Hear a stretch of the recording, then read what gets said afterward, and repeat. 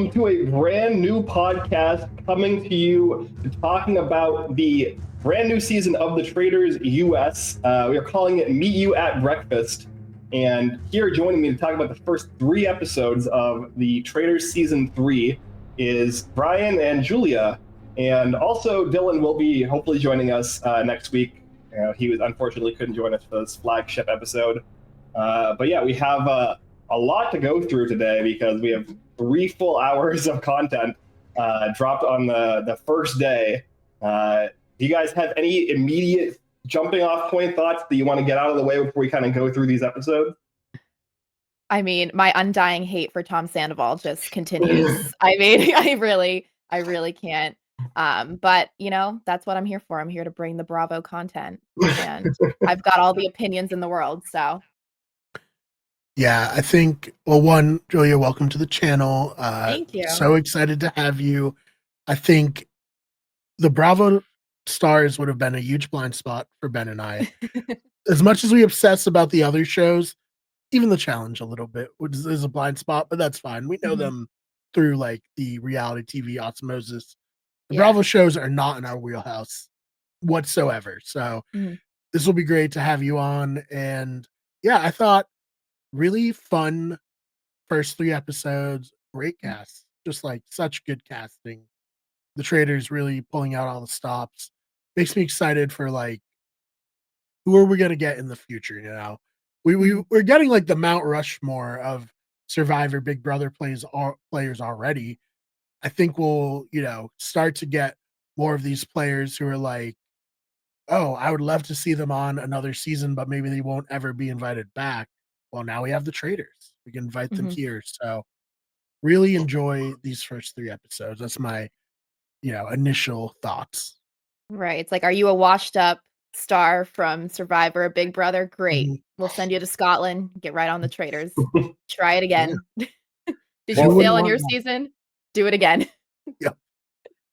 Well, it's also people who have kind of done Survivor or Big Brother enough that they're like, I'm done with, like, I'm not going to go starve myself for a month again, or I'm not going to, like, take 3.5 months off work to go live in a Big Brother house again. Because Big Brother nowadays is like way more of a thing than it was even like 10 years ago when we had like 70-day seasons. Now we have 100-day seasons.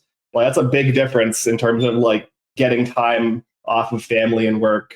Right. So if you're like a Derek Levasseur, I don't think Derek Levasseur ever really was realistically going to be on. Like, I know his name was floated in BB22, but like he realistically was never going to play Big Brother again. Like maybe if we ever get an all winners Big Brother season, like you could convince him to come back, but like people like a Derek or like a Dan Giesling last season, or even like a Janelle who's already played 4 seasons of Big Brother, you're not going to get them back into the Big Brother house again. So this is like a really good way for them. Go to Scotland for 3 weeks, have fun, and then maybe win $250,000. Right. And especially if they've already won too, if they throw them into the game with people that are new to the game, then it is what it is. And the chances of them winning again, and even they might even think like, oh, I've already won this game. What's in it for me again? Because the chances of me winning again are slim, unless you're Tony. But Yeah, you gotta, especially Big Brother. Like, why does Derek need the trouble to ever go back into that house as anything other than, a host of a competition or like an expert or just whatever? He's never gonna win Big Brother again. Like, he's number 1 with a bullet. Like, get him out. Next to like Will, Dan, so I think, and plus he has his own like ID discovery show, right? So like, why would he ever come back? Now I think, I don't look down on Dan or now Tony for going out early on the Traitors. It's just like a silly, fun show. If someone wins it like Suri, like, yeah, that increases their stock for me. Like, although I will say some of those people on the first season had no idea who they were dealing with, which was hilarious to watch. Christian. Yeah, right. You put a great white shark into like a guppy pond at the end there, and just like, Yep, that's what happens. Watching Suri and Christian together, though, I was like, this kid has no idea what he's got himself in right now. Well, that's the thing too. We don't talk about too much about season one, Yeah. but like with Christian, I think Christian knew what he was dealing with Suri, but he also had like an inflated sense of himself. His ego was so huge. Yeah, so Yeah. I think that's a lot different than say like an Andy or a Quentin, who, in my opinion, just had no idea what they were doing for the entire season. Yeah, and then they just got their ass handed to them at the end. Just, Yeah. There you go. Mhm. Bye. Yeah. I do So I do agree. there's a meme after that where they're like, "Oh, ideal True Detective," new castings, and had those two. Yeah. Like, yeah, that case would never get solved. Yeah. They're not getting called up by Derek to get on his Discovery ID show. No. Yeah. Maybe as the victims, Yeah. Yeah, they got murdered by Suri. Oh, He's yeah. trying to figure out how Oh, this yeah. happened. Yeah. Well, I think looking back is kind of important, because when we talk about these Big Brother and Survivor players going on, looking at seasons 1 and 2, we have 3 winners across 2 seasons to look at, and all 3 of them kind of fall into this like gamer category where like the challenge, Big Brother, Survivor kind of all get thrown into this this pot of like, these are the smart gamers who are gonna screw everyone over. And when all of the winners so far like fall into that bubble, like you're coming in as a Derek, you're like, yeah, maybe 80% of the people on the show have no clue who I am. That's like perfect, right? Like, I think Derek also is doing pretty well so far. Obviously, he was handed quite a big advantage, what we'll talk about, but like he's doing way better so far than he would ever do on another season of Big Brother. Yeah. And it's so funny to me. I think my favorite thing about Traitors is like people that are like Tom Sandoval and Gabby, who are like The Bachelorette and Bravo, trying to talk to people like Boston Rob about the game. And it's like, this is the most entertaining part to me at all, because the part where Tom was like pointing at all the pictures on the wall to like Rob, I think it was like Rob and Wes, and he's like telling him, he's like, oh, Chriselle, watch out for Chriselle. And they're both just like, okay, like you're trying to talk game with us right now when you are only on a reality TV show. Like, shut up. Like, Yeah. So I guess we can go through it. We have the opening sequence here. We get like some fun things where everyone's talking about like, oh, I don't want to see X person. I really hope that they're not there. And they do the cut to the person in the other car, which is like always great. Brittany and Danielle. Yep. So yeah, we have Brittany and Danielle. Speaking of, it's probably the first like major kind of story point that gets hit upon as everyone's kind of meeting each other. Julie, I don't think you saw it. Did you see Reindeer Games or no? I didn't. No, I didn't. Okay. And I know It's off Paramount. I only know a little bit now. about the about their Big Brother kind of dealio. But so I guess kind of like to lay foundation for that. Reindeer Games, I didn't think this was going to be relevant coming in, but I guess it makes sense that it is. I guess because Reindeer Games is kind of a ridiculous like holiday special season, and like they're talking about it on Traitors as if it's like a full-fledged season of Big Brother, which it was not. It was like 2 weeks or something, and they're like, we got a lot of casual reality TV viewers watching the show. We're not going to get into the intricacies of Big Brother Reindeer Games. Yeah. Like, it definitely, I think, would like lower the intensity of their feud if they played like Jingle Bells in the background as they were talking in their confessionals. Yeah, they show the challenge that caused it, which was a giant hamster wheel challenge, and people would be like, "What is Big Brother? I don't understand. How could anyone have beef from this?" But yeah, I also bad on Paramount Plus. Literally the week before this show premieres and references Reindeer Games, they take it off the service, which bad omen for future seasons of Reindeer Games, unfortunately. But kind of ironic too that OTT and Reindeer Games were both very entertaining spin-offs, and Paramount Plus was like, well, let's never do those again and erase them from the internet. Yep. Also, Just get them off the platform, period. Yep. Yeah, it is sad. And you know, like again, the whole idea of the beef basically comes down to the way the challenge was set up was each person would have to do this like hamster wheel like puzzle thing in X amount of minutes, and if they succeeded, they were safe, and they chose another person to go and do the challenge again, and they would get, you know, exponentially less time. So it started with like, I don't know what it was, like 30 minutes and then 25 minutes, something like that. Yeah. And it kind of got down to a point where there was like so little time left that it was borderline impossible to do. And it was Brittany's choice to pick somebody, and she was choosing between, I think, Danielle, Josh, and Taylor as like the final people left who weren't already safe. And Brittany and Danielle came into the game with like a pre-established relationship. They were close allies, and Brittany decided to put Danielle into the challenge over Josh, and Danielle lost the challenge. So that's what she was referring to, and she said that she like on Traitors. That's what Danielle was referring to. Yes. Yeah. Okay, that checks out then, because I was trying to think back to Big Brother, and I was like I don't know what they're talking about. Yeah, they never played together in a real season. Yeah. Okay, that's what I was gonna say. I'm like, oh wait. Yeah. No, it's fair. Like, okay, that checks out. It doesn't make any sense what they're talking about. Yeah. So yeah, that's kind of what they were referring to. Where Brittany definitely did kind of throw Danielle to the wolves when she didn't really have to, and it also bounced back on Brittany, and she went out, I think, like the round 1 or 2 rounds later. So yeah, that's kind of yeah, we get a little bit of table setting for what seems to be probably going to be a major story point in the season between Brittany and Danielle.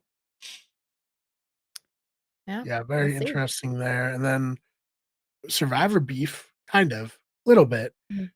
Tony voted Jeremy off winners at war. It's not like they're ever fully like ride or die with one another. So like, I think Jeremy maybe and Tony were friendly before the season, and so Jeremy and they worked together slightly in the season, and then Tony was very, very much out for himself there, and voted Jeremy off. But I think they both kind of went into this similarly, realizing like, okay, it didn't work out, but we're not gonna like let it drive a wedge in between us now, which is probably the right way to approach it.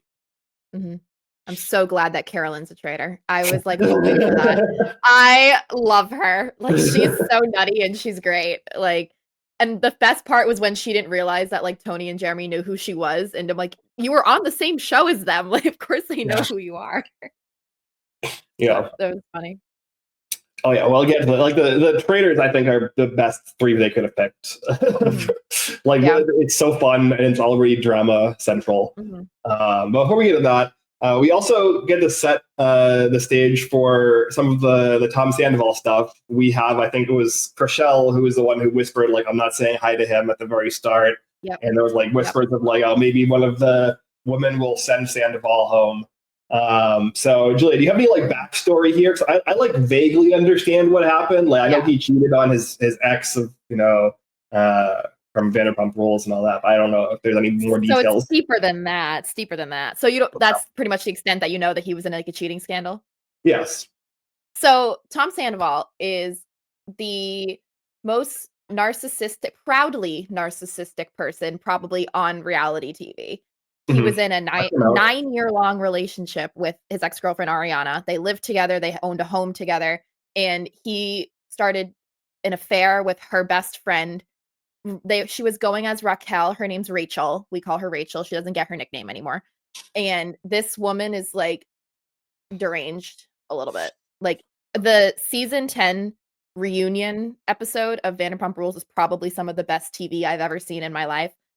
Like, if you have a spare moment, pull it up on your Peacock. It's just a great episode.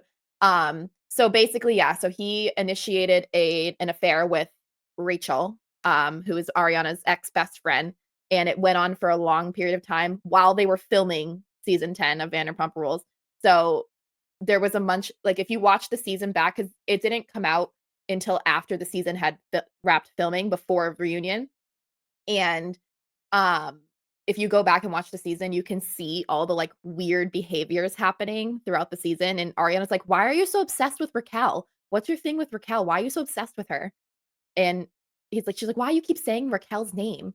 And it's like all these crazy things. And he is just like the most hated man on reality TV. But he's also the kind of person, because he's a narcissist, he loves being the villain. So like he's eating it up, but also like, "I'm so sorry, Ariana." But in reality, he's eating it up because he's an attention whore. So that's pretty much the synopsis of it all. And pretty much everybody like, and then Ariana went and popped off, and everyone that's associated with her hates him. Pretty much everybody on Bravo hates him. So I'm curious to see how the other Bravo lebs respond to him. Because Sierra is on Summer House, and Summer House and Vanderpump Rules are kind of on the same spectrum for Bravo. So I'm curious to see how they kind of interact with each other. And Chrishell's obviously made it known that she's friends with Ariana and she hates him. I'm not a huge fan of Chrishell. I watched Selling Sunset a little bit, but she's not my favorite. But I do like that she's like going against him. So it's I propped her for that. Okay. Very interesting. Yeah. Yeah. Yeah. Very layered. You can see why people don't enjoy him too much. Yes. Also very weird, funny. Like when people are like Tony, where he's like, I'm a liar in the game. Mhm. Those types of villains, like I get, it's like pro wrestling, right? You go into these reality shows. Feels like maybe Vanderpump Rules is just his life. He's just like It's just a choosing to reality be show. It's a villain yeah. in life, Yeah. which is certainly a choice, Yeah. to be sure. But Yeah. yeah, I guess what else can you do? I guess if you do stuff like that on a reality show, you just got to wear it as your, calling card, I guess. Yeah. But we'll He walks see. around thinking that he's the number one guy in the group, and he's not. Well, that's kind of interesting to me because Alan kind of, as they're doing the initial roundtable to pick the traitors, they kind of intercut it with the interviews with Alan, where everybody and their mother is like begging Alan, "Please make me a traitor." And then you have the interview with Tom and Alan, and Tom is like, "I don't want to be a traitor. Please make me a faithful. I'll be distraught if I'm a traitor." And then Alan's like, "Yo, if I made you a traitor, would you think I betrayed you?" And he'd be like, "Yes." I was like, "Oh, it doesn't feel so good when." Right. I laughed out loud when he said that, and he's like, and then Tom's just like, "Oh." Mhm. Like, But yeah, it's interesting betrayal to me. doesn't feel too Yeah. good, huh? Yeah. But it's interesting he's like at least vocalizing that he didn't want to be a traitor. I don't know if that's like he doesn't want the like additional stigma, or he sees like the traitors as some kind of potential like rehabilitation for himself. No. So far, not going great, I would say, but No. He's already a traitor in life. He doesn't need to be a traitor on television again. Yeah. So, but speaking of Tom, I literally wrote down in my notes, not Tom sweating like an absolute dog at breakfast in episode 2. Yeah. That was bad. And then That was really not bad. yet again making something about him that has nothing to do with him. He's standing up in the background, sweating profusely, like it has nothing to do about you. I think that was when I always pronounce her name wrong. Anya went home. Ayan. Ayan. Is that? I think that was when she went home, and he was like, "Oh my god, not Ayan." Yeah. So Housewives, is that also on Bravo? It said Yeah. Real Housewives of Dubai. Is that an American show as well? Yes. Okay. Yeah. So the only Bravo people I don't have a ton of, I know of Dolores and Dorinda, a little bit about them. Your Housewives of Dubai is a relatively newer show, so I didn't know much about. I keep saying her name wrong. Ayan. Ayan. Ayan. I can't even say her name, but I did like write down what Alan said. The Real Housewife of Dubai. Bye. That was good. Yeah. Another reason why we love Alan. Yep. Yeah, that one locked and loaded, I'm sure. Once he Oh, like 100%. saw the show she was from, he's like, perfect, easy. Like, Perfect. yeah, so good. Which I was sad to see her go. Honestly, I Mhm. actually liked her from the little bit She's that we cool. got. So Mhm. tough. Yeah. I guess it's like you get these little glimpses of all these people who I just have no, Mhm. connection to. So I did feel like Yeah. she stood out at least Mhm. a little bit because there's so many of the Bravo stars that I don't know who have been Mhm. killed or voted off, and I just like I can pick them out of a lineup I if know. I'm like I had to. right. I'm rooting for my girl Robin. It might be a hot take, but she's one of my favorite housewives. Mm. She's from Housewives of Potomac. So she's a tough cookie. So Housewife I'm shows rooting are for her. there? Oh, you don't want to know. Apparently, rumor has it they're filming a Real Housewives of Rhode Island, Oh, a that's new fun. show. So we're gonna get the Yeah. Cranston girlies, I think. Oh my gosh. I don't know. Well, I'm surprised they haven't done Real Housewives of Boston. I feel like that would make more sense. Yeah. But I'll pick my battles with Bravo. Yeah, But I guess Rhode Island is just must have very wealthy areas that they're Mhm. like this Yeah, is the there is. perfect place to Well, do a like new yeah, show. Connecticut as well. yeah, What was that?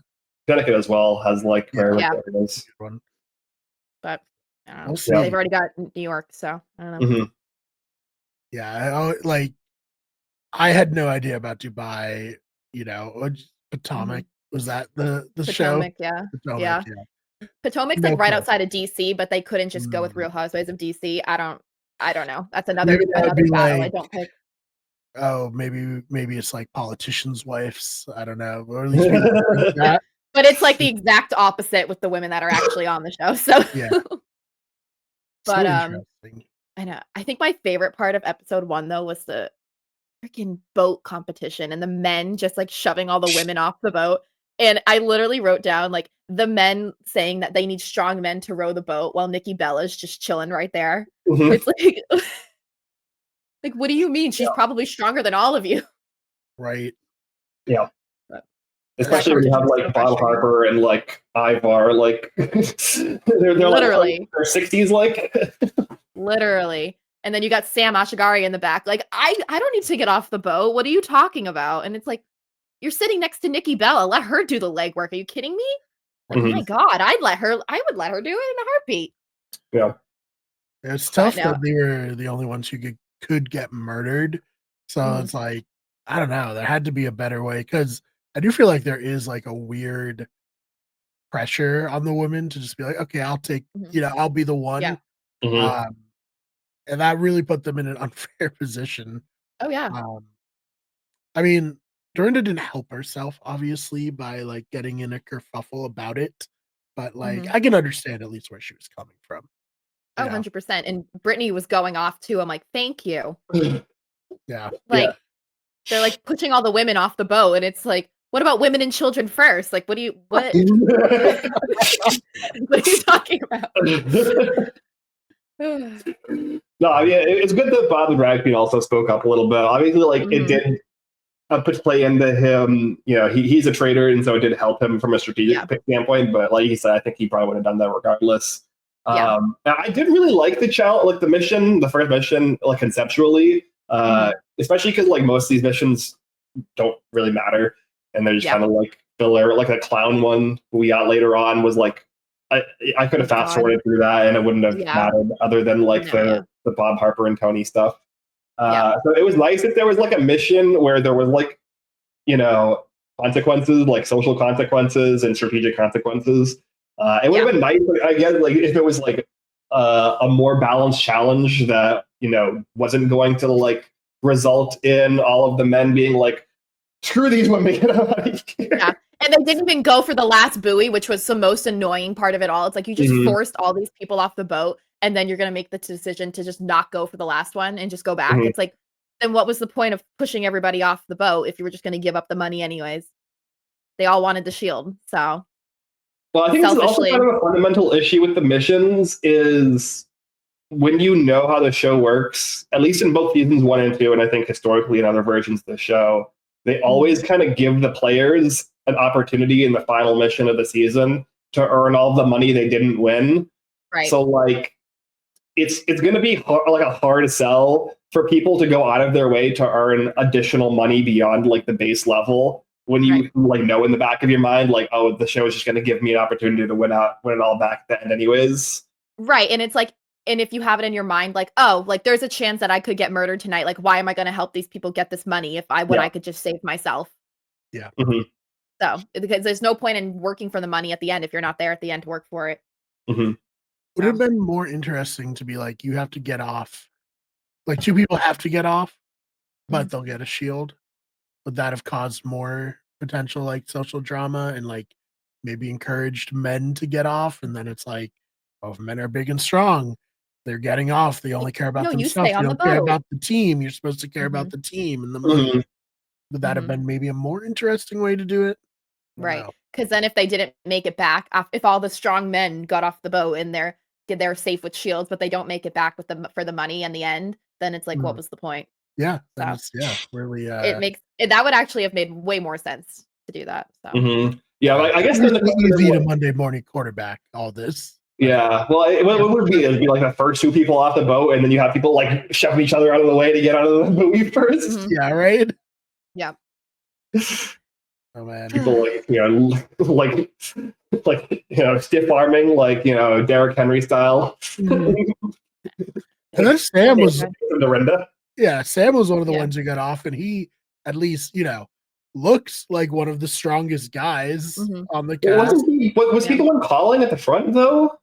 No, it was Wells and Wells, okay. Sierra, I think. Yeah. Yeah, I know Sierra. I can't remember who the man was. Okay, Wells. So, like, I why love is Sierra. Wells not getting off?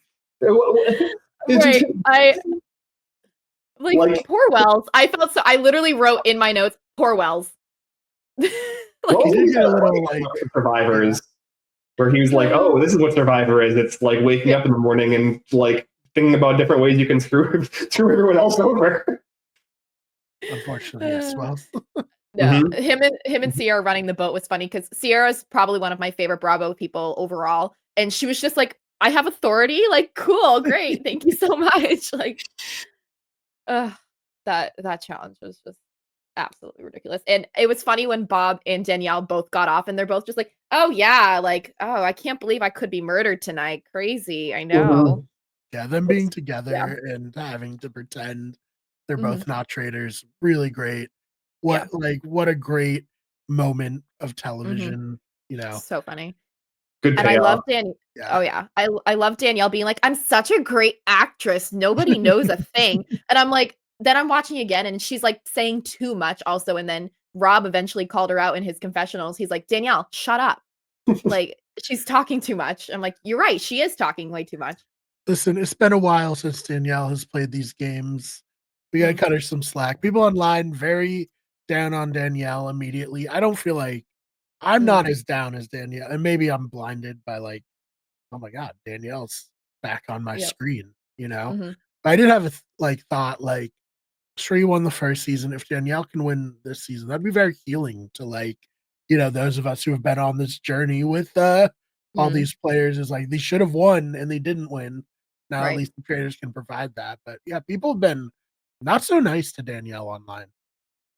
Yeah, I mean, I thought that was, funny. The other thing when she was, like when they got back from the, the boat challenge, and she was sitting alone in the dining room eating because she just wanted to be alone, and then Yeah. Tom comes in and give her that most uncomfortable hug I've ever seen. I got such secondhand embarrassment, and I like, such an uncomfortable thing. She's like, "Please," like, that's probably the last person. I'd probably sooner walk into oncoming traffic than get an unwarranted hug from Tom Sandoval. Like, I'm really okay. Yeah, and then he leaves. He But leaves the room, and she does like a little like sly look at the camera, like, "Yeah, I'm pulling it off." she's like, "I got it." But, like, speaking of traitors, though, I actually think Bob's gonna be the first one banished. Oh, Yeah. 100%. Yeah. Yeah. Not built for this type of a reality game at all. I Yeah. imagine Bob the drag queen from RuPaul's Drag Race, right? Mhm. Yeah, I think he's also done other things. Yeah. I Yeah. think he was I think he did like he was. I think Untucked is like their like the Drag Race like companion kind of show. I think he's Mhm. done that. Amazing casting. Yeah, Yeah. beautiful, When you incredible casting. One of the best casting on the season, in my opinion. But yeah, he's Oh, yeah. done. He can't. yeah, Oh, when yeah. people are like, I'm here to like be the conflict, like this is actually like an example of someone Mhm. who's like, I know they cast me to drive conflict. I'm going to do that at Mhm. every opportunity. Mhm. And thank you, Bob. I really appreciate that as a viewer. Right, You and he need gives that. Alan a run for his money with the outfits too. He The does. first Yeah. outfit with the big blue hat, I was like, "Okay, Bob." Mhm. Yeah. No. Incredible stuff. Like, Yeah, but Dylan is so onto him, and people need to start listening to Dylan because he knows. yeah, let's so we have the reality, you Yeah. know, players, we have the Bravo covered. I guess let's talk a little bit about these random people who are here. We got The Sam, who is lesser Britney, Efron. yeah, Britney Spears' ex-husband, Mhm. very handsome, obviously, Yeah, like goes without saying. right. Why is he here? I Yeah. don't really understand. Yeah, I think he's the dud of the cast for me. 100%. I also heard he's legally not allowed to talk about Britney on the show, and people keep asking him about her, and he's like, can't respond. Of course Yeah. they do, because why else are you here, Sam? If Where Mhm. else not do we to know you talk about from? Britney? Yeah. Like, I assume he's been in magazines, modeling stuff. Seems like someone who would be like, I don't know, in a what cologne commercial or magazine, just like with water on him. That seems like his Yeah. vibe. But Mhm. why is he here? Yeah, other than to be handsome. And He was a personality hire for sure. yeah, yeah. And then I didn't really care. Like, I was like, okay, like they're trying to, was it Tom last season trying to do like a thing like they did with Tom with his one random British person on the cast. It's like he's a royal, and it's so He's a funny. royal adjacent. Yeah, John any of Lefty. these shows where it's like, yeah, I'm actually like Oh, God. this really obscure thing connection where it's like that means nothing to us as Americans. We do Yeah. not care. No, Someone on the we don't circle care. also had that where it's like, I have to tell you that I'm actually like a duke or something. It's like, cool, man. I don't know what Like, that means. Cool. yeah, I don't know what that means at all. Yeah. So I was like, oh, I don't care. But then he was like, yeah, I got divorced and I married a guy, and I was like, okay, this is interesting. Like, this is Slay. like, yeah, you got a Yeah. bisexual royal, or maybe I mean, just it's kind of like I don't know. Chriselle He's too. a They're in the celebrity same guy, boat. yeah. Really? All right, yeah. Yeah. Like, Yeah. so I was like, okay, hitting that. I'm actually Mhm. back on board with this guy Yeah. as casting, and then Dylan Efron, who he's on, I guess, Zach's Netflix show. I didn't Yeah. watch, but that's what his bottom third says. So, Mhm. Yeah. Yeah. It would be too rude for them to put Zac Efron's brother, I think. Well, they put it in a nicer way. They said, "Here's Dylan Efron. His show is his brother Zac Efron's show." Yeah, exactly. So they're like, "He's Zac Efron's brother, but don't worry, he's not just his brother. He was on his show." yeah. I mean, So Yeah. it, Also, I, apparently a huge reality show fan. yeah, apparently, that's like one of the things. One, you know, Dylan, very handsome man, obviously. Sucks Mhm. that your brother's Zac Efron. You got to They be got strong compared to genes. that. Yeah. Mhm. But I have to say, after these first 3 episodes, he might be the biggest surprise on the cast. I expected nothing from him, and it seems to be a little bit of a gamer, and Mhm. he's been pretty entertaining so far. Yeah, he's been right on the money this whole time. People are like, "Yeah, whatever, Zach's brother." Mhm. Like listen to him. He's actually knows what he's talking about. Yeah, so very impressed there. So we have like the full range of like, why is this guy here? To, oh, I'm glad they brought this random person on. Mhm. Yep. What do you guys think of clique of what was it, Gabby, Chriselle, and And who's the Nikki, third? the Bambies. Yes, Nikki Bella. Yeah, the Bambies. Yeah.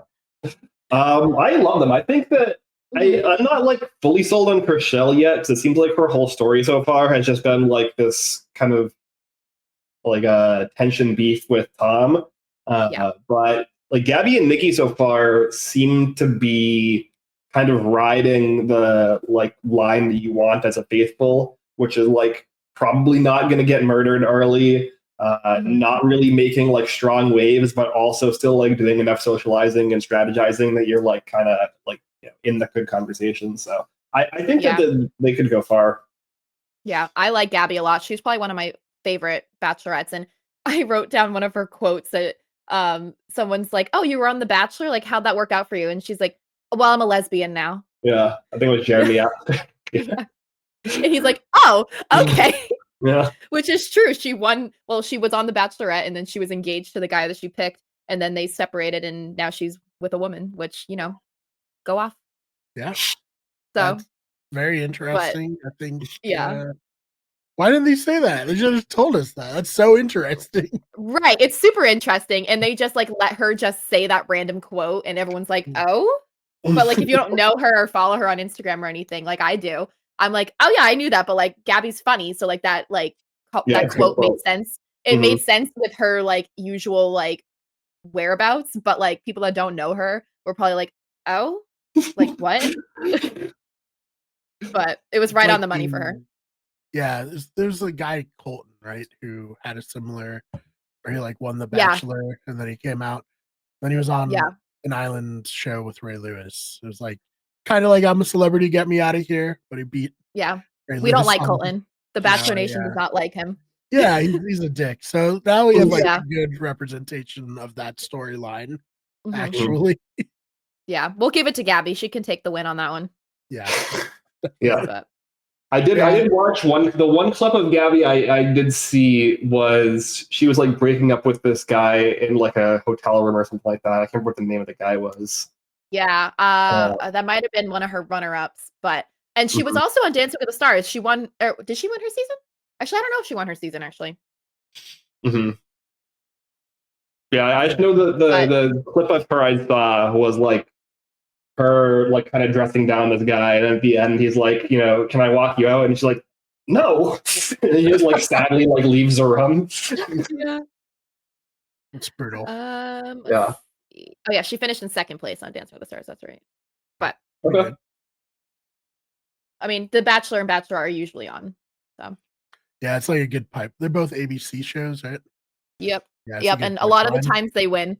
So Right. Well, they have the which built-in audience oh from yeah, the former the Bachelor original. won this past season. So Mhm. Mhm. Oh, is it all audience voting? I haven't watched Dancing with the Stars. yeah, Okay, so it's like it's I watch it American Idol. aggressively. Yeah. Yeah. Okay, so if we want to talk about this twist, the Boston Rob twist into this cage twist, because we kind of like danced around it a little bit. Really Yeah, Yeah. convoluted. yeah, really convoluted, and Mhm. I personally wasn't a fan. No. No, the whole beginning part was odd because, like, we knew he was gonna be on the cast, so, like, when he didn't get out of the cars, I'm like, "Where's Rob?" And then Mhm. they bring him up in the cloak, and it's like I actually really wish Carolyn had gone in on it because she was considering it, but it made 0 sense because I'm like, "Okay, they're not just gonna not have Boston Rob on the cast when they've Mhm. already introduced him." So, the whole thing didn't really make sense to me. Mhm. Yeah, Peacock loves him. He was a huge part of Deal or No Deal Island season 1. Yes. So, like, not surprised that they were like, "We're gonna kinda make you almost above the cat," which is weird. I get Mhm. it. Austin Rob, legend. Right. Like, was on Survivor when Survivor was huge and has, like, remained a big part of it, but, like, Tony's won Survivor 2 times yeah. and beat Rob in a Survivor season. Like, why is Rob above, Tony or even Mhm. Jeremy as another winner of Survivor? Like, kind of weird. And then these, like, twists where it's like, you have to do something bold the second you start, those never work, Yeah. you know, Mhm. from our, you know, LRG days when we've tried stuff like this does not work. This is not good. Yeah, So, Right. nobody is. There's no reason to be the guy that does it, to like go and mm, shake Alan's hand. Like, No. there's no upside at all. No. They probably could have just done without that entire part and just put Rob in one of the cage things Yeah, because if they knew they were gonna do that anyways, then why bother with the initial part? yep. And I would say, So like, I don't not for nothing, like, pure strategy game perspective, and maybe, bias a little because we got to see Derek do it live on feeds. Derek is a mhm, better social strategy player than Rob is. Like, mhm, Rob's an amazing character and has parlayed his appearances on Survivor into a whole career of being on reality TV. But, like, I would be more like, oh shit, Derek is here. That, like, when Rob's there, it's like I get Rob. He's not gonna, mhm. you know, outfox me necessarily in a way that Derek or like Suri, I'd be way more afraid of Suri or Sandra being on, the show than Rob. Right. Has Derek done any competition shows since Big Brother? No. Right. So that's a way more like a way bigger like I agree. I presence. think Derek is a much bigger get. Oh yeah. Because he hasn't done anything else. Whereas Rob's played Survivor how many times? He did Deal or No Deal Island. He's done all these things, and it's like cool. Like we Amazing know we love Race. you, Boston Rob, but like getting Derek on another competition show, like I was like when I had saw a spoiler that he was gonna be on, I was like, oh, so Traitors they popped off with Derek. Yeah. Right. Yeah. And like Brian said, like the way that Derek plays, I think is like actually really well designed for playing as a faithful on the Traitors. Because I think that like retroactively, because Derek's game has gotten talked up so much, people have this like sense of him as like really like kind of cutthroat or snaky or anything like that, like a Rob or a Tony. But Derek doesn't actually play that way. On BB16, he basically just like formed like a striated like onion kind of alliance structure and then just like ran it down main and like never really like let off the gas and like kind of just created a cult of personality around himself. So like that type of gameplay is not really like the way that you would play as a traitor on the Traitors. That's way more applicable to like playing as a faithful. Like you look at somebody like a Peter last season, who I think could have been really good if he didn't like kind of screw up in the end game because he didn't really want to like have the killer instinct that he needed. Whereas Derek is going to be able to make those same kind of social moves without being so obvious about it, and while also having the killer instinct to be able to follow through. Yeah, I mean, he basically like laid out like this is how you win Big Brother, but you're probably not going to be as good as I am, and not going to be able to pull it off. And like, I don't want to say like, oh, he broke Big Brother, but like he showed you how to do it. He kind of broke Big Brother.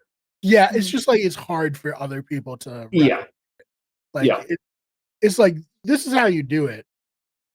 You're probably not going to be able to do it, but there's one way. You could try if you won't succeed. Yeah, exactly. Like Cody was able to do it. I think Cody's a really, really good Big Brother player. I know people online don't like him, which is whatever. Sure, you can not like him, but I think you have to admit, like, he's good at Big Brother. Oh, he's good at Big Brother. He really disappointed me to Traitors. Well, like Ben said, he would have been a better faithful. He was cut out for the Traitors because that's not who Cody is. Yeah. No. Again, Cody's is on both 16 and 22. He played the Derek game. Like he was Derek's right-hand man. They basically played like a very parallel game in 16. And then Cody took that game and replicated it on All-Stars, which is just like create like a really, really rigid alliance structure that has this kind of stratified, thing to it. Cody has Enzo as his like second, who's like kind of outside of the basic structure, but also like, essentially like a seventh member of the 6-person alliance. And that's actually the real power structure. And the alliance is kind of just like a facade, the same way that the bomb squad was a facade for the detonators was a bomb facade for the hitmen in 16. So like that type of gameplay, I agree, it's way better as a faithful. Yeah, 100%. So we'll see. But yeah, I was disappointed to see Cody be that horrible. Couldn't take the heat. No, well, couldn't take the heat. That's what like separates someone like Suri, who's like, I will cut these people's throat, and if they hate me, I don't care because I have the money. From someone like Cody, who's like, I want to be friends with these people afterwards. Yeah, sometimes you can't. So yeah, this will be interesting to watch Derek play. And I get back to the initial point. I'm also not shaking my hand for Boston Rob. Like, you get everyone like looking at me like, why'd he do that? You know, that's so sus. So no blame on any of them to do that.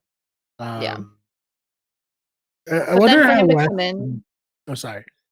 I was just saying, for him to come in as a traitor too was also kind of like that wasn't like a Peacock surprise. loves Not him. much of a shock. Yeah, Golden boy. apparently.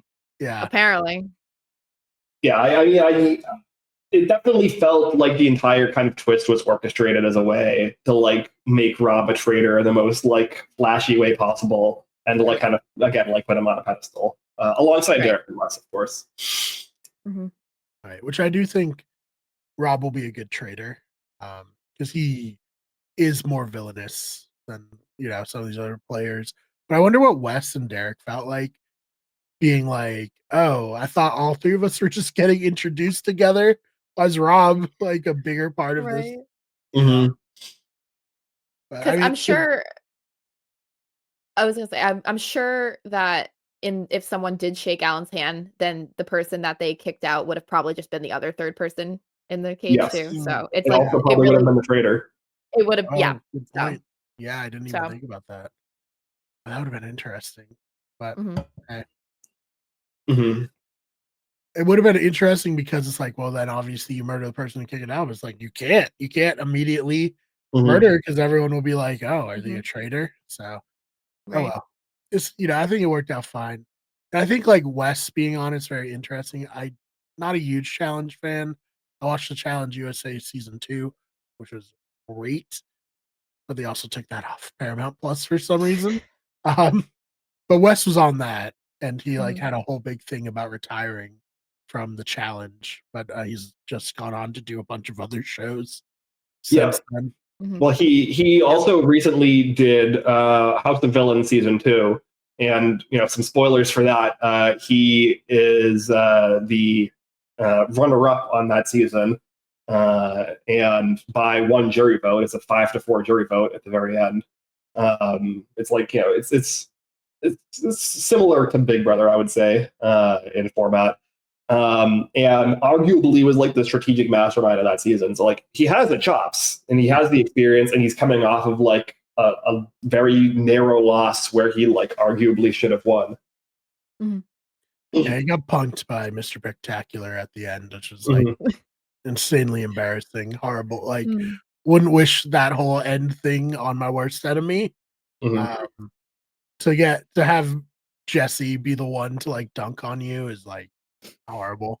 Yeah, the Laurel. Yeah, he's like the butt of the joke of like all these seasons of Big Brother where they bring him back is like the worst thing that could possibly happen is you have to interact with Jesse. Not Mr. Spectacular. Oh no. Oh god. Oh, He reminds me of that character. Did you guys ever watch Grown Ups? Yes. You know when they're at the water park and it's like the guy from Saskatchewan? That's what Jesse looks like. Oh man. Yeah, so hopefully Wes will also do well on this, but not have a moment like that. Basically what I'm trying to say. Yeah, I think he's coming into this game hungry and coming in not really caring about everybody else's feelings, which he's like very open about. Like right off the bat, he's like already in his first like words on the show are him like clowning on the housewives and being like, "Oh, we have like the real players, the people who are on Survivor and Big Brother, and we also have like these other losers. They must all just be housewives." Right. I mean, he's got a point, but I was also happy to see him just like I thought CT and Trishelle were really entertaining. And then they were like, "Oh, no challenge people on the initial cast release." Like, what happened? But at least we have Wes, and I do think Wes is considered like a legend. Obviously, I don't know it that well, but I've heard of Wes, and I don't watch the challenge, so it's like same with Johnny Bananas. It's like, oh, I've heard of that guy, but he didn't last long though. Yeah, I mean, I would say that the three like names from the challenge that like most people who haven't seen the challenge have heard are Bananas, West, and CT, right? I think those are the three kind of big names, and so like it makes sense that we kind of have gotten like all three of them now. And like you said, like it is Cara Marie, right? She's another Cara Marie. Yeah, like, if she was on a show, I'd be like, I've heard of her. At least Yeah, maybe season 4. maybe. Probably, honestly. Yeah. But it would have been weird for them to come off season 2 having like two challenge people being the joint winners, and then be like, oh, we have no challenge people on season 3. It would have been like having them no Survivor players on season 2 after Suri wins. Like, Right. seems a little weird. I mean, it was weird that they had only one though, because I feel like, I mean, I'm really up to date with the challenge, but I feel like they've had a consistent amount of people from the challenge on before. So it was interesting that there was potentially none, but ended up only being one. So, Mhm. but You'll he get Theo doesn't have Vaughn any. on there Yeah. from one of the very first seasons of the challenge. Mhm. Yeah. I mean, there are other people like that kind of have crossover that you could probably see. Like, you know, I know like Polly Calafiore might, you know, and like Josh Martinez as well from Big Brother are both like Mhm. names that I know became big on the challenge. I know Amber from BB16 also is kind of become a bigger name. Fessy, And like, yeah, he's pretty Fessy, popular. Michelle as well, Michelle Fitzgerald from Survivor. I could definitely see any or all of those people kind of ending up on the Traitors at some point. I need a Josh Trader arc. Yeah, if we think Carolyn's messy as a traitor, or even like Bob the Drag Queen's messy, Josh Martinez as a traitor would be mad messy. That would be good. Yeah. Yeah, it'd be so good. I could hear his voice in my head. Like when you brought him up, I was like, I just hear the way he talks in my head. You're like, you know what I mean? Yeah, imagine Josh at a round table getting accused of being Mm. a traitor. Oh my god, amazing! Oh my god, Alan, if Bring you're out the pots and pans. yeah, He starts banging the dishware together. yep. Oh man, it's like the reason why you watch shows like this. oh yeah, 100%. So I guess Dorinda, do we have any final words on we barely knew her. Maybe Yeah. you know her better, Julia. I mean, I have like a general consensus of her. I didn't watch. She was on the Real Housewives of New York, and I didn't watch it much when she was on it. I Most people in Bravo really like her.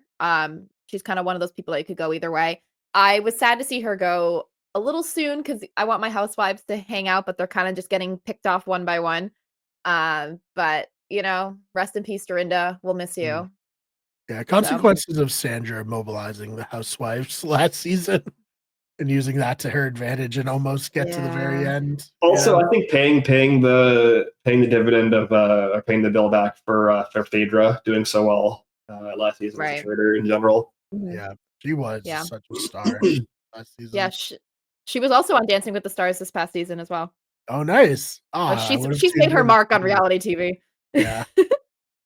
Yeah, she's someone who like came out of the Traitors where it's like I'm a fan of her. Like if I see her on anything, I'll be excited. Oh yeah. She's one of those people where she really can do it all. And she will. Yeah. She will.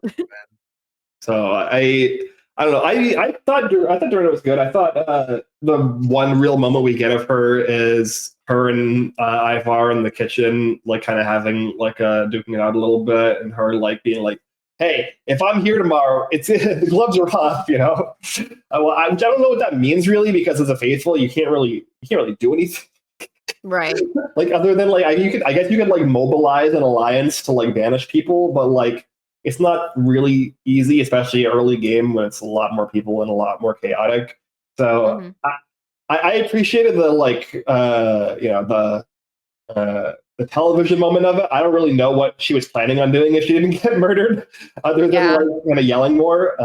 But it was still entertaining, and I think that I'm gonna have to agree with it was Wells here, right? Who or no, was it Wells who ends up making the argument and then gets booted for it, right? Because he's having the argument with he makes the argument against is it Dolores or Robin? It's Robin, right? Wells and Robin argue the next day, and he's like, I don't know why they would kill Dorinda when like half of us thought that she was a traitor and she was so loud and like obnoxious. If she was a faithful, like she's the perfect person to keep around. And that's basically the argument that Carolyn was trying to make in the first meeting up in the turret, and kind of got shut down by Bob and Danielle. So I'm curious like what you guys' thoughts are, because I don't know why they killed Dorinda over even somebody like a Dolores or an Ion first.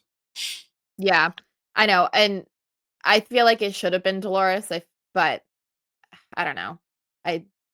She's just kind of one that's just chilling. Her and Robin, I feel like, are like ruffling feathers, but also like sitting pretty at the same time. So I don't know. The housewives are just they don't have a good track record besides Phaedra. Yeah. Yeah, I don't understand it either. Because, like, I guess what is your main objective this early as a trader? It's just to try to like misdirect, right? Or like, Mhm. put out names that are never going to come back to you. Which I don't think Dorinda hurt any of the traders in terms of that, but like, yeah, I don't know. It wasn't that interesting of a kill from like Johnny Bananas getting clipped immediately. That's like, oh wow, like this Yeah. game is on. Dorinda getting clipped, it's like, oh, all right, well, Mhm. that's something, I guess. I know. I'm selfishly, I wanted them to get Tom out first, but I knew that wasn't going to happen. And then we had the sweaty clips of him at breakfast. I'm like, why couldn't we have just gotten rid of him? Like, now we had to. The whole country had to see that. So. Well, the thing with Tom too is like he's also, I think, a good person to keep around for the traders because he's like polarizing and he's just very loud and wrong about like everything.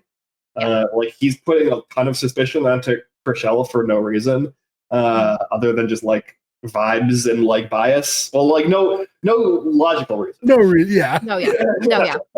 Yeah, I mean, Yeah, he has reasons, but like the reasons are not Right. good. And anyone who knows his track record knows that he would be someone that they would consider to pick for a trader too, because he Mhm. has that persona. So if they can ride that and kind of pull like a Kate on him and be like, we know that you're not a trader, but you're making everybody think that you are, and just ride that and for quite a bit, I think that they can get away with that for sure. Yeah. Yeah. See, He's not gonna be I think someone Robin's going to be the Kate, but we'll see. Oh, that'd be But interesting. But like all of her, like it was the same thing with Kate in season one, where like all of her friends leave early, and then she's just kind of like annoying or like annoyed with everybody, and then she's also got like sus on her as a Mhm. traitor, but she's also not getting voted out. So like I don't know, I could see like a season one Kate arc for Robin. Maybe like a season one Kate arc where she gets actually recruited in the end. Um, Yeah, they should just bring Yeah. Kate back every season. They'll never win, but like I'd love it. No. 'Cause okay, she was so miserable, and the fact that they brought her back, I was like and then she was, like, slightly less miserable, I'm like, "Kate, what are you doing here? I thought you hated mhm, this." yeah. Yeah, and I love Kate. I was on and off with Kate, but like the end of season two, when she just kind of like steps out, it's like, "Hey, I'm a traitor, guys. I don't want to like, I don't want to take the money from you guys." I thought that was kind of lame, but True, Yeah, true. yeah, That's fair. yeah. yeah. Poor Kate. So I guess we touched a little bit on it, the Dylan versus Bob stuff. We also have kind of rumbling this like potential suspicion on Danielle, specifically from Jeremy. And Jeremy Mhm. is like starting to tell multiple people. He has a sit down with Carolyn. Obviously, not great. Yeah. He airs it out in a car on the way back from the mission, where Bob is also in the car, and he's like, "Oh, that's not great." And then we get like Bob running back to Danielle with the information. They pull Carolyn in. Mhm. Carolyn's like, "Yeah, Jeremy also told me to look out for you." Uh, Yeah. I am very worried. I think that Jeremy is probably going to get murdered next. Yeah, I've Yeah. been mentally preparing myself to say goodbye to I like, on the blind side is I'm very like I try to be like Jeremy's like a new school legend, like he's one of the best newer players we have and try to up it. And now we're about to lose him, so I'm not gonna be able to say Mhm. that for the traders anyway. Well, potentially murdered Yeah, because he was a threat, though, at least, and because he was right, which Right. is Because like, he's right. better right, than being murdered randomly. It does show it's like right. I'm always being like he's very strategic, he's very smart, like on Yeah. top of just Mhm. being very like athletic. Like I think people are like, oh, the meat shield thing kind of blinds him, but like that was an ingenious play by someone who goes into a survivor as the strong dude, like to put that all together and pull it off. So I was so excited to see Jeremy. Like when the cast initially, like, I don't know if leaked or was put out there, Davey was on the cast from Survivor, who I would have been very excited, but then it got shuffled where he got cut. But we got Boston Rob and Jeremy, and I was like, all right, I can take that. Like, love Jeremy, but it might be over pretty soon for him. Yeah, unfortunately. But no, yeah, like people are getting like pretty much spot on. Like even like I said before, like Dylan is right on the money with Bob. And they need to make some moves if they want to keep it under wraps.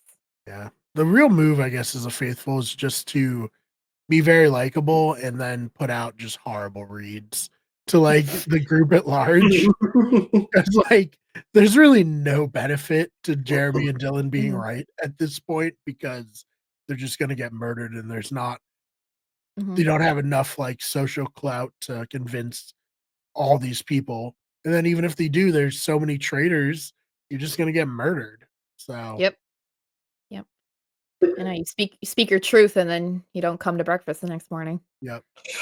Well, So. we talked about this on the circle as well. Like obviously the circle, like it makes less sense to like hyper focus on finding catfish because it's not even like a mechanic in the game that matters. Right. But even to a point here on the traders where like you don't really get rewarded for banishing traders early because they'll just recruit new traders, and then you have like less information on who the new traders are, and it's almost like strategic. And we saw Sandra do this on season 2 really successfully. It's almost better to kind of like silently know who the traders are while like making it seem like to the traders you're working with them and you're their ally and kind of riding them down towards the end of the game, while you like mostly just pick off other faithfuls that like aren't really like jiving with you or like are your allies. And then in the end game you like cut all of the traders last minute in like the last like 3 or 4 rounds, and then you can win as a faithful that way. Or the other way to win as a faithful is to like try to get recruited. But again, with the trying to get recruited, you look at somebody like an Ari or like a Peter who was offered recruitment, or like even like a Kate late season 2. Like the way that like you get recruited is by like kind of being inconsequential for the first 3 or 4 rounds and then really starting to ramp up around the like mid game. And then basically you're at the point where you're such a threat to the Traitors that they either have to kill you or recruit you, and then you kind of just hope to be recruited instead of murdered. Right. I mean, Peter, I can't not cringe at him. Just being like, I got recruited, but I turned it down.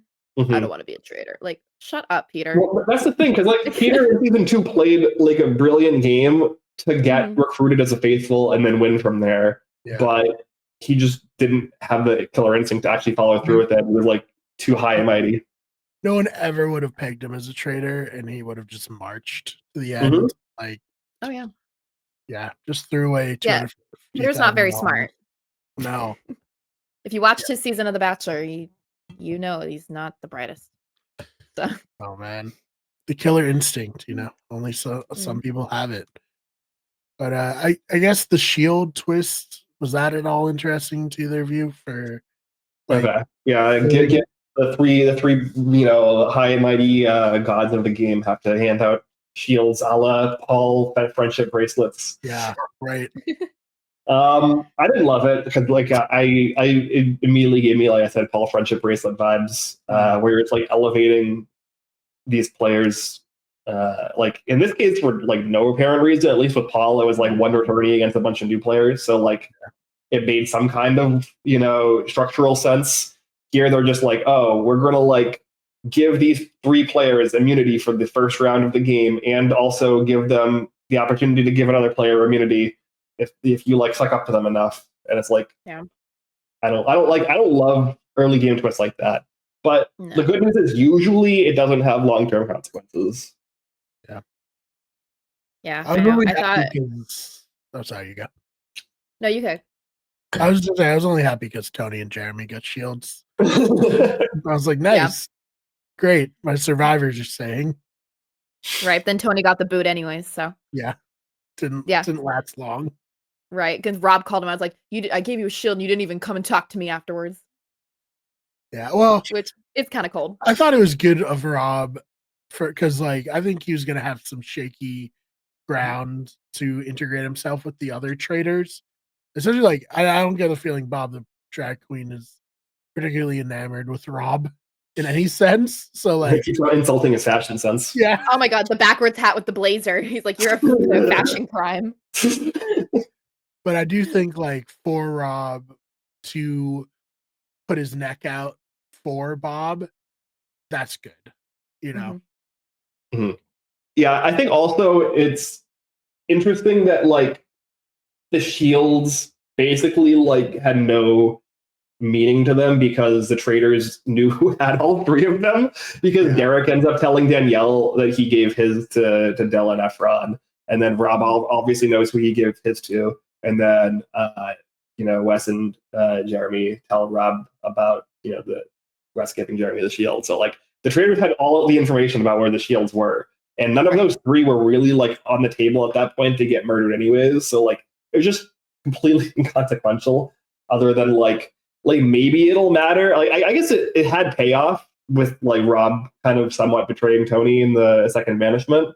But like maybe it'll have payoff because it seems like both Derek and Danielle are trying to like mold Dylan Efron as like a sidekick for them, which is very interesting to have both a faithful and a traitor kind of trying to do that, especially as Dylan is successfully calling out a traitor like very openly.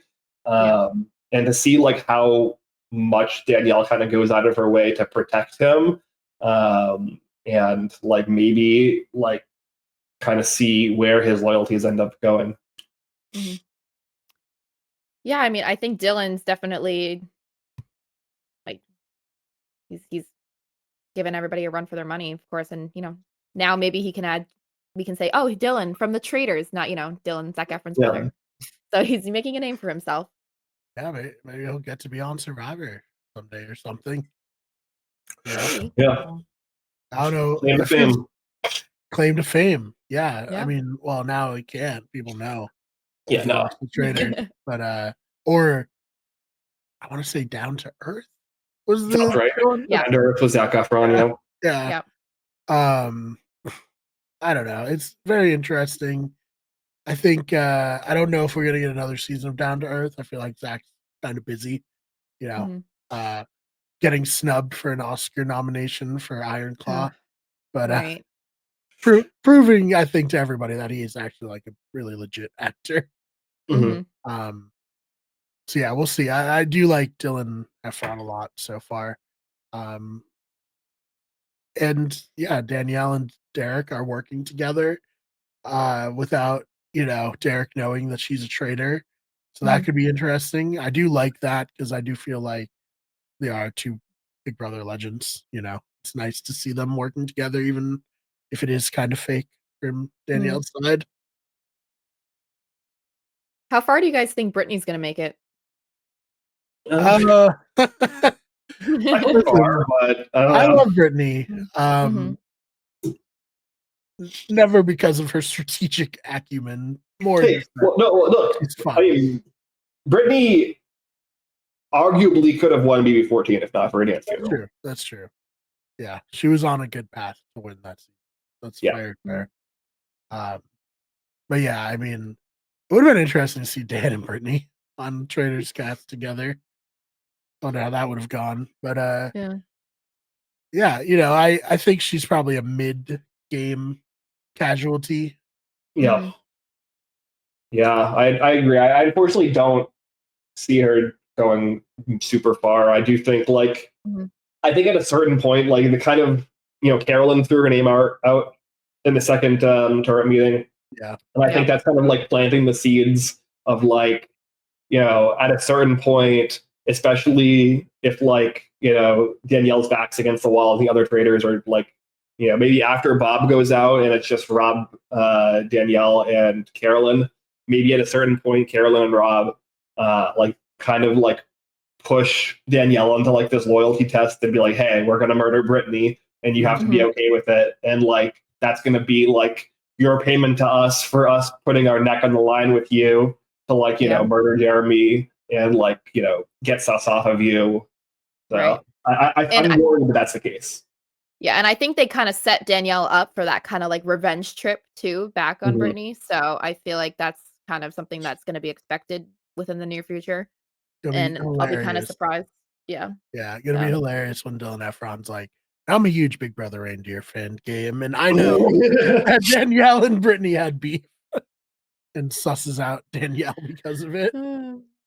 So funny.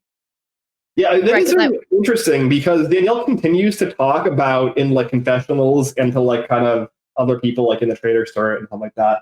Like, oh, everyone will know that if we kill Brittany, that it was me because we have beef. And it's like, you're the only one talking about this beef. Does anybody other than the two of you even know about it? Like, if you had said nothing, would anybody know? Because like that, like me and Brian and you are like all Big Brother fans, and we didn't come into the season expecting there to be this huge beef from Reindeer Games. No, because when they announced it, they were both talking about, they're like, oh, I hope I don't see Brittany. Oh, I hope I don't see Danielle. I'm like, like they play Big Brother together? I had to like test my own knowledge. I'm like, when did, I'm like, and she's like, she got me out. I'm like, when? I know. I feel like I could have been in the castle with her, and she would have been like, yes, me and Brittany have beef. And I'm like, what? From what? From where? Games? It's such a sad thing to have beef from too. And I'm like, come on.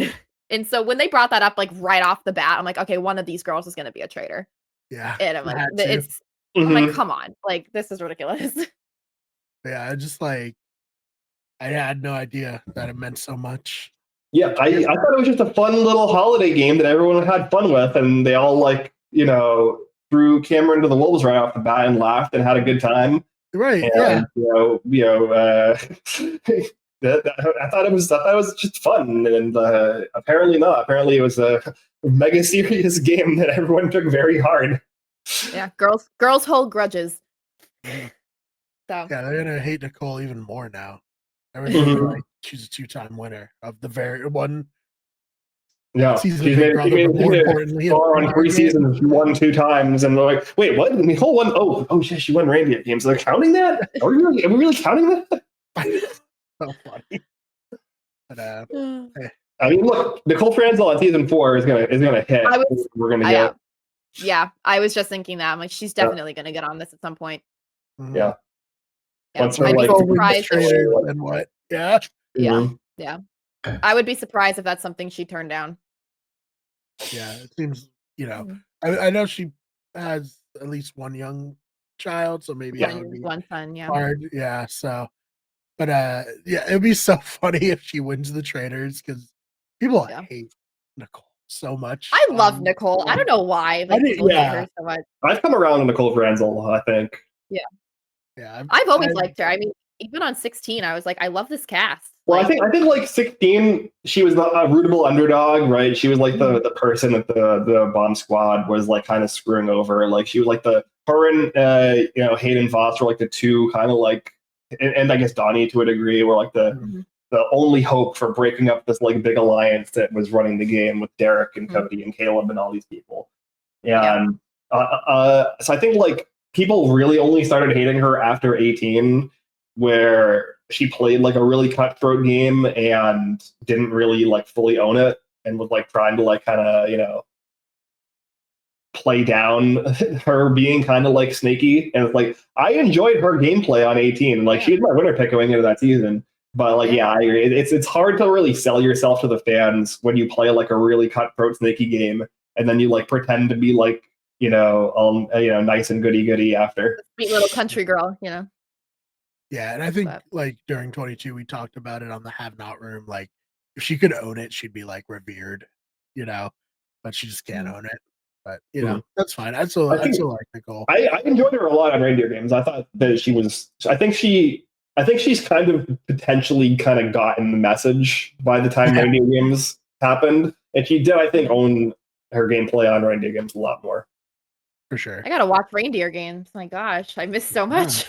It's pretty quick. It's a pretty quick watch. It's like 8 episodes or something like that. Looking it It up was right like the now. perfect Reindeer. holiday show. Yeah, It was it was like, I mean, we went into it expecting it to be bad, and it was actually good. Yeah, I can't undersell how like little we expected out of it. To the point where we were like talking about kind of being like, this is gonna be really stupid, but we'll cover it maybe. And we didn't have to cover it, but we did enjoy it. Oh, it's got like a pretty stacked cast. All right. Gas is crazy. Yeah, Yeah. Okay. kind of stacked cast, and also Cameron from from BB25 because of recency bias. Yeah, he was reigning America's favorite player. There you go. Why not? All right. I guess I'll give this a little watch. I mean, Yeah, good luck finding it. Yeah, yeah. oh yeah, didn't they turned like it off. I can watch it. Well, I can watch it on Prime, but I have to pay for it. Yeah, you probably can find it somewhere. Yeah. I mean, I don't know if I'm gonna break the bank for reindeer games, but No. I feel like I missed so much information now. Maybe I'll just find TikTok clips of it or something. Get the gist. Get the gist from TikTok. I'm sure one YouTuber did a like Nicole Frenzel win, like how did she win reindeer games or something. There's like a pirated version of it out there somewhere. I'm sure I can watch someone videotaping their TV. Yeah. They should just like release it on YouTube. If they're not gonna like, put it on their paid service, then like just give it to us for free, I don't know. Yeah. Yeah. All right. Apparently I gotta watch this little mini series. I missed so much information. So it's apparently still causing issues in Danielle and Brittany's relationship. So apparently I missed something. Yep. Yeah, they hadn't talked since seemingly, so did they talk a lot before, I wonder? For Danielle and Brittany chatting? Like, I think they probably were. I mean, from it seems like they were close coming. Like at least they were like friendly coming into the season. Yeah, so like, I don't know. Yeah, so weird. Yeah, like I said, girls hold grudges. All right. We have anything else, I guess, to talk about from these 3 episodes? We're going long here, but there's a lot to cover. It's 3 hours to cover here. What did Tony call Rob? He said sellout. Yeah. Sellout, bro. Yeah. Very fun. Tony. Glad he did that. That was hilarious. Mm-hmm. What was the last task? Maybe an impossible task for a group of reality stars to do. Like, I mean, it was also bad TV, I think. Yeah. I didn't love it. Like, it's a complete. Well, in theory, it was like basically just randomness, but like they also somehow screwed up the like basic element of the game that wasn't randomness, which is like some simple memorization and communication. So I don't think they would have succeeded anyways. They would have got, I guess, one more chance. It would have been a 1 in 3 at the end. So like they're still favored to lose. So I just think it was a poorly designed challenge. Yeah. That was not great TV. It's a blind leading the blind. Right. I want to ask you, as the math major, what are the odds of like the 1 and 2 and then 1 and 4 like stacked together? What were their? Well, it's 1 in 8. It's 1 in 8. That's all it is. Okay, so they had a 1 in 8 shot to get it, and yeah. Well, I mean, I haven't done the math on like the odds of them actually. I think they were what, like 10 pairs, maybe something like that. So I haven't done the math on was it 4 or 5 rooms they had to get through. I think it was 5. I think it was 5. Was it 5? Or the 4? It was either 4 or 5. But like, yeah, I guess like you could do, like this isn't perfect, but it would be 1 in 4 to the 5th power, which is like 256. So like that's the odds of getting it in the first try. And then like you kind of cut that down every time. So like I don't know what the odds were. It did not seem like the odds were in their favor though. Hard challenge for sure. So yeah, like it's just like, I don't know. It felt like 20 minutes of watching them flip coins with like intercuts of clowns stabbing balloons. Yeah, the clown thing really just didn't do it for me. It brought me back to the clown thing of like 2016. I'm like, we don't need to relive that. I'm trying to understand the extended Traitor lore of like, there's a castle, but also there's like a carnival from season 1 with clowns in it, and the fun house. Yeah. Well, yeah, like I get like the creepy church with like kind of culty vibes. I get like they have to go dig through a graveyard. That all kind of like fits the vibes for me. But yeah, I agree that like weird carnival, like yeah, but between in season one where they did like the Wheel of Death thing, Wheel of Death, and then in this like yeah, I don't know. Yeah, I think they just like creepy vibes, any kind of creepy vibes they can get. Yeah. I don't know if it's some weird Scottish thing, but I've never heard of there being any kind of creepy carnival next to an old castle. Yeah. I don't know. Yeah, Maybe we missed the mark on that one, but yeah, Alan as a I think he's like a cult leader.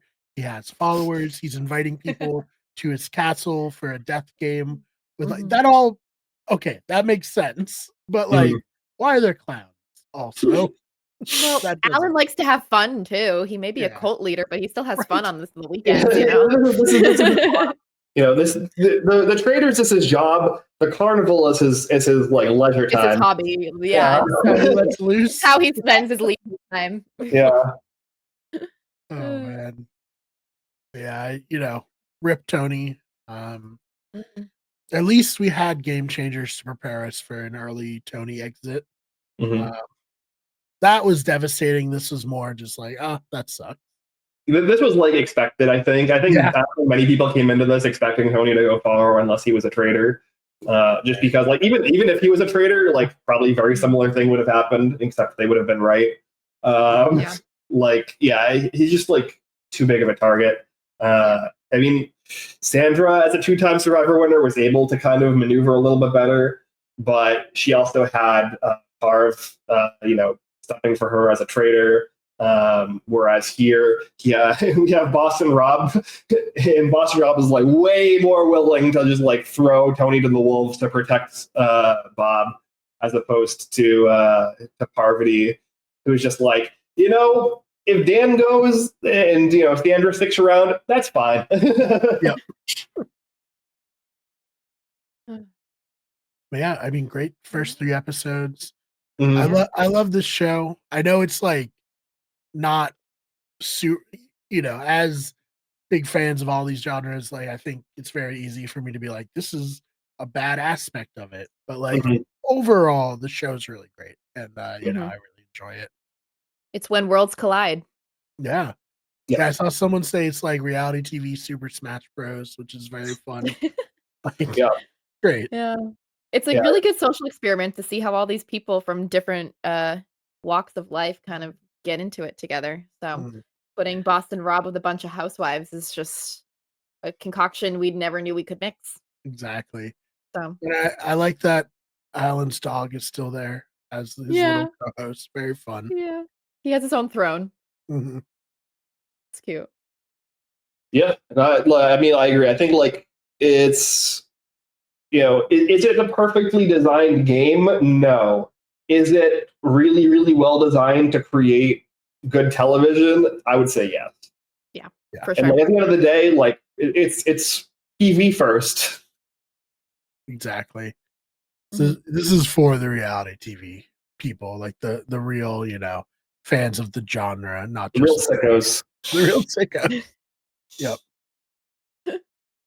And it's amazing for someone like me too, where like I've watched all different aspects of it all, the Survivor, Big Brother, Bravo, Bachelor, like everybody that they bring in. I'm like, oh yeah, I know all these people. Right.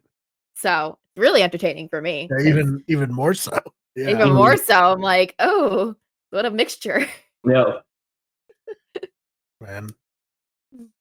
What do we want to land this plane? Yeah, anything else we want to talk about? Anything we didn't bring up? I'm trying to think. I guess like this final kind of twist, the like they have to write names on a scroll inside of a coffin in the back room, and they're like, the best way for us to do that is to all go to the back room together because that's not suspicious at all. We couldn't have like a secret meeting somewhere else really quickly. We couldn't just send one person to go do it. I don't know. Again, I don't think any of these traitors are particularly good players. I think Carolyn's the least bad out of the 4. And we'll see how this plays out. I think that Jeremy is for sure on the list. I think other people probably in the mix are like, maybe like a Sierra or something. Yeah, I mean, I don't want to see Sierra go because she's like my favorite, but I feel like, yeah, it is what it is. Yeah. Yeah, it No. felt very arbitrary. Mm. Like, oh, this is crazy. I'm like, okay, I guess. Get in the I'll worry coffin, about it next episode. Yep. Because it was like super 11th hour. It's like, by the way. Mhm. Yeah, it felt like it was definitely a little bit of contrived drama, and also with the editing, where you have like Derek kind of like milling around the room, and you have like Gabby like peeking her head, like, is it like, will she, won't she go and like figure them out? Does Gabby see Danielle and Carolyn leave the room? Like, Yeah. they did this before in season Yeah. 2. And then Bob starts talking really loud, and Rob's like, dude, shut up. Yeah. He's like trying to be like, oh yeah, cool. Like this room is really cool. It's like, no, shush. Like just don't say anything. That's Whisper. Yeah. Yeah, he doesn't have a whisperer. He doesn't have a whisper voice at all. No, which is great. he's gonna go fairly soon. I feel. Yeah. I feel and I fear. Poor Bob. Anything else though? I think that's it. Yeah. Cool. Self promo then. And all right, everything we got going on. So this is the new show, Meet You at Breakfast on Better Radio. Really appreciate you checking out this first episode. We also have plenty of other podcasts. Liam, my brother, and I are working on a new podcast. He pitched me this morning. That'll come out. More details soon for that. Yeah, main channel, Wiki Good Everything. Just put up a new video there the other day. Fake Nerds update. Then we have the sports channel, Wiki Good Sports. Lots of content happening there. Try to do more streams. Ben and I have been playing Marvel Rivals, which has been super, super fun. So probably we'll do more with that. But yeah, other than that, follow me on Twitter at the fake Bmar. TikTok's getting banned, so don't worry about following me there. Apparently, saves me from having to make another TikTok just for this show to share clips, which TikTok hates me for having so many accounts on my phone. It makes stuff like hard to do. So, I guess thanks U.S. government for banning TikTok and saving me that. But yeah, that's all I got. Ben, do you want to go next for some self promo? Yeah, I mean, I've like, deleted or delisted a lot of my social media. I'm on Blue Sky at Ben Sharon. That's pretty much the only social media I use now, and I barely use that. So, right. And Julia, this is the only podcast that I'm on. But if you follow me on Instagram, it's Joel Sharon. And in case anyone didn't know, me and Ben are brother and sister. We never talked about that. So I know. Why did we mention? We never brought that up. I was like gonna, make a reference to it when I mentioned Liam, but then I was like, yeah, it's a reference to nothing. We could have gone incognito, but we do have the same last name, so it's kind of a given. So right, that's a good point. Yeah. And it's funny. When we were covering Big Brother a lot, there was another person on YouTube with the same last name as me, which is like a pretty weird last name, and I was like, I'm not related to this person, but it's like weird that she also has my same, and her name was Brianna. Yeah, Brianna. Oh my god! Right? And I was like, this is very strange. Yeah, kind of steal a little bit of her clout, a little bit. Just... Yeah, people ask. You do a crossover episode. That's the dream. One day we'll have Brianna. I don't think she pronounces it the same way, but like, yeah, that'd be very fun. And there's a college football YouTuber also with the same last name as me. And I was like, but also pronounces it differently. But I saw my name in a thumbnail once for it. I was like, what is happening? I was like, okay. Oh my god. That's funny. So now Liam, also for real last name and related to me, we'll be doing a podcast. Like I said, when I have more details, I will share them. That should be fun there. Not the original podcast, which was Better Radio, that became the channel name. It'll be something else. So, other than that, thank you both so much for your time here. This was so much fun. Thank you. Very excited for episode 4. Yes, yeah, me too. Let's do it. And we'll see you all in the next one.